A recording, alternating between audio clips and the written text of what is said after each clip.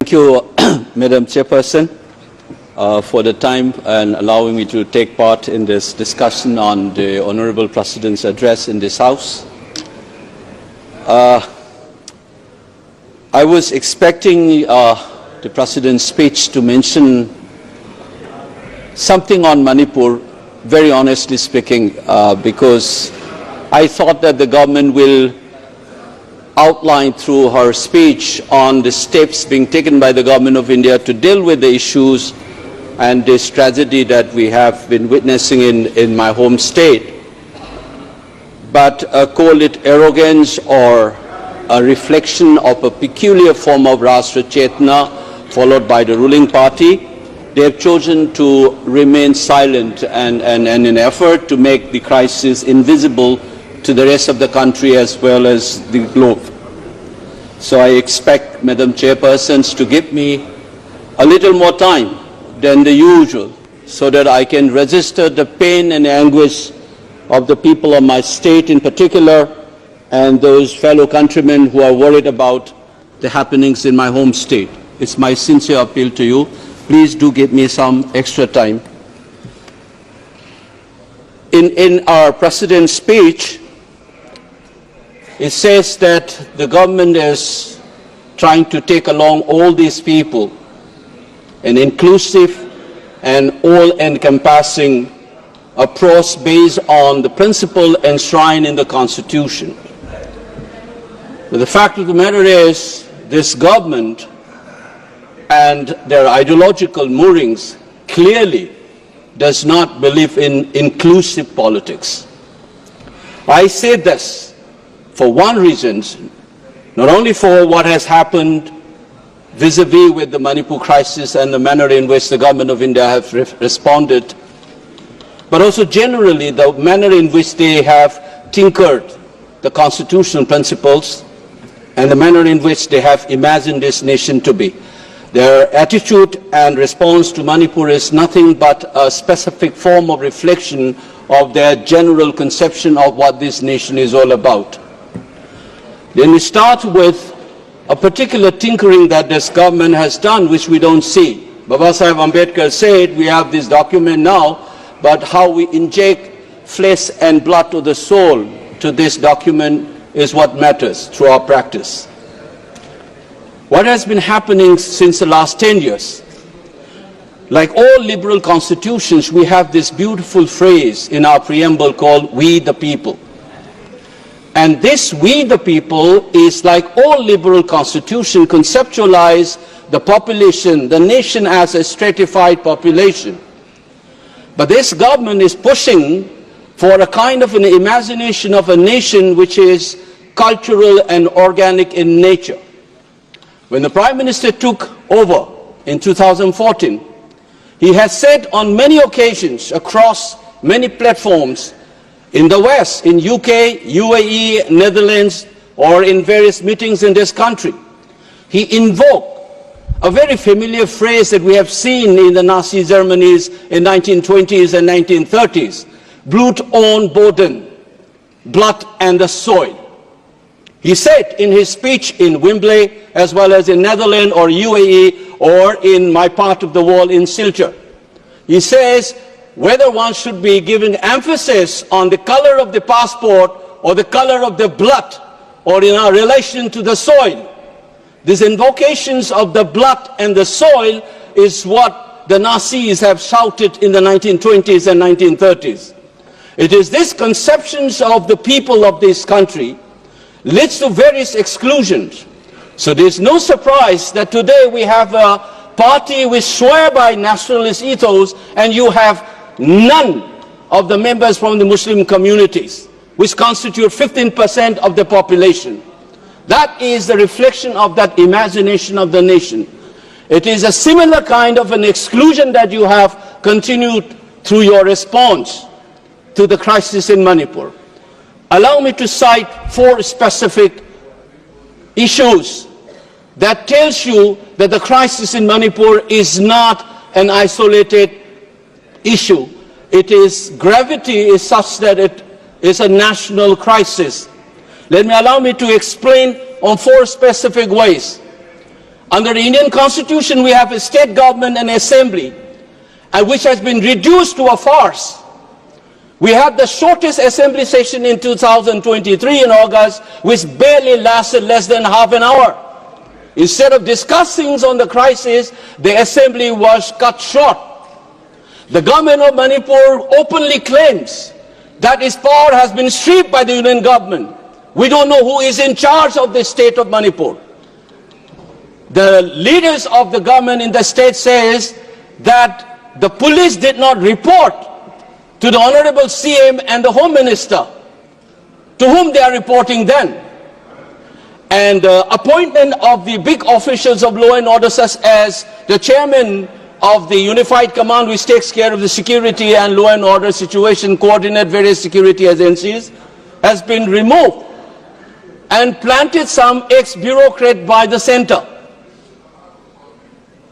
And the CM says, for instance, that some part of Manipur is under my command and some part of the state is under the Union Home Minister.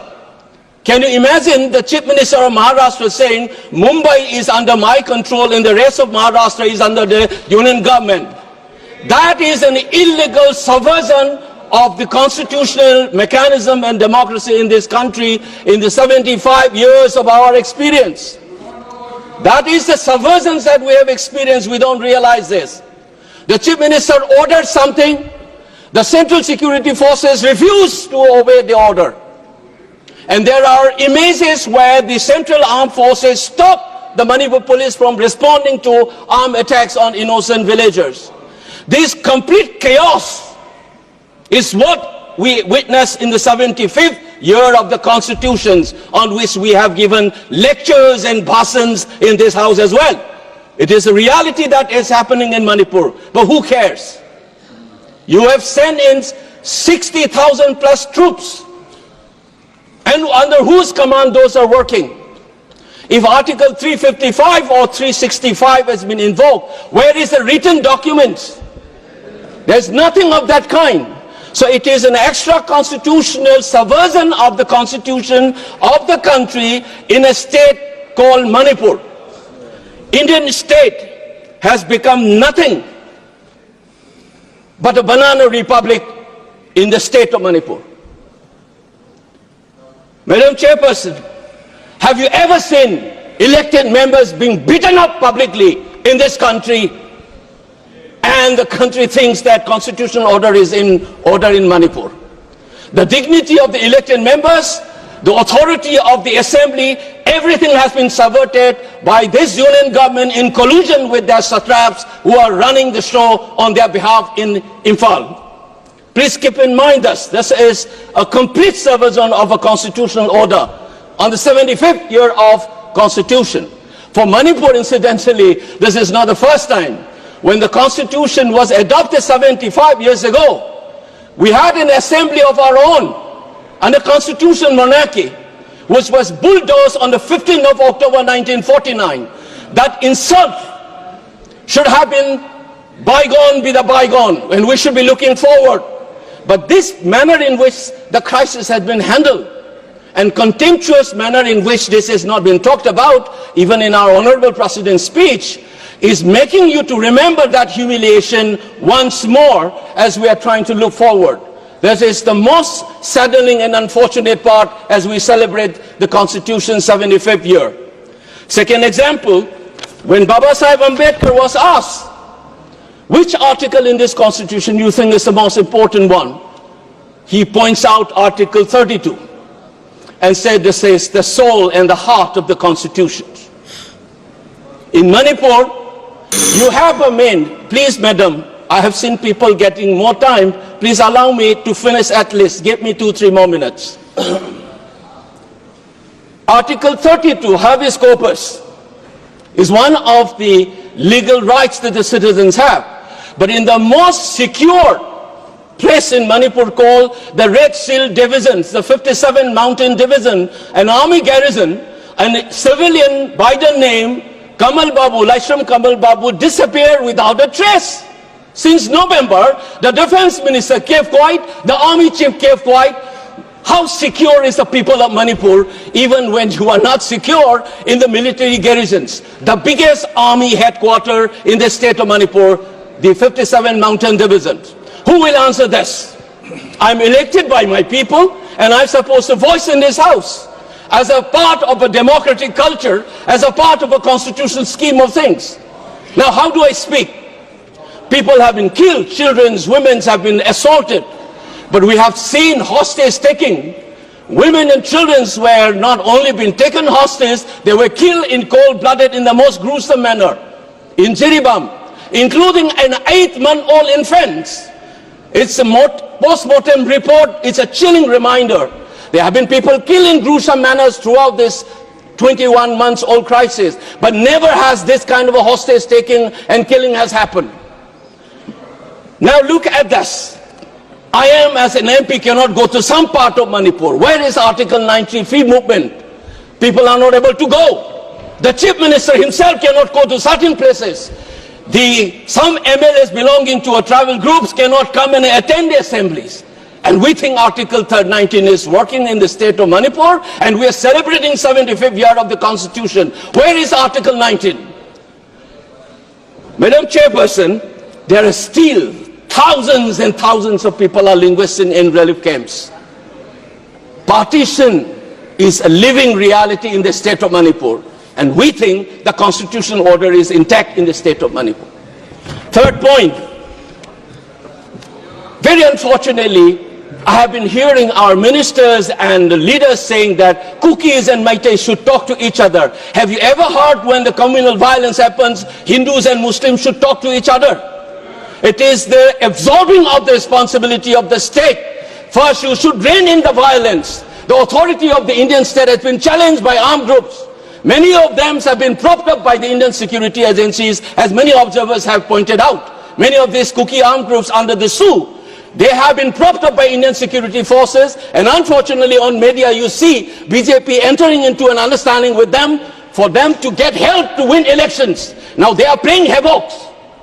They are running wild. Similarly, in the valley areas, there are armed groups which is reportedly nurtured by political leadership from your party.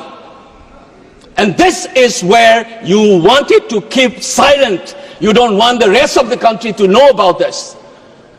And insist as if, like the Britishers had done, Hindus and Muslim conflict in India is a product of a colonial process. It is not inherent in our country. That's many scholars have written. You do not essentialize this conflict. This is a part of a colonial state process. Unfortunately, while still talking about decolonizations and trying to change the law created by the British, we are talking like the Britishers, saying that this is an essential conflict between the Hindu, just like the Britishers have done, as if the Kukis and the Meiteis have an essentialized conflict. It is a product of a state process. We need to decolonize our mind. Lastly, but not the least, Madam Chairperson, we talk about Viksit Bharat and progress and development. I must inform the House that the highest inflation rate in the country today is the state of Manipur. All the small-scale, medium, micro entrepreneurs have shut down. We're losing investment. People are losing jobs. And the unemployment rate, Manipur is among the top 5 in this country. We talk about the stunned state. Many of the stunned states, including Andamans, is in the list of the top 10 most unemployed people in this country. You are not talking about this economic development, this crisis. There is no relief, tax or otherwise. You are trying to push it under the carpet as if nothing has happened. Despite all this thing, Madam Chairperson, you know what happened. People are not able to travel because of this communal violence. And the flight fare is soaring to the sky. It is looting the tragedy-stricken people. A flight fare from Delhi to Kolkata is around 6,000, which is 2.5 hours journey. But the flight from Imphal to Kolkata is around 14,000, double the amount which has been going on for the last 20 months. Government of India is not interested in that. So what has been happening, you think that we are talking about Manipur as if it is an exception. I want to end with this remark. The Danish philosophers have reminded us. Soren Kierkegaard once said, if you want to understand the general, pick up an exceptional, true exception, because the exception will explain the general as well as the exception itself. If you want to understand what this country and how it is imagined, how this constitution is working and how it is being lied to the rest of the country, take Manipur as an exceptional case. The moment we are honest about it, you will be able to answer. We think that alienation of the Northeast people will be okay, but you check it how the youths are asking the relationship between India and Manipur because of this crisis. It is a danger written on the wall, and I draw the attention of all our members cutting across party lines. Please respond. We need a JPC to inquire into this crisis and do justice to the people of the state of Manipur. Thank you, Madam Chairperson.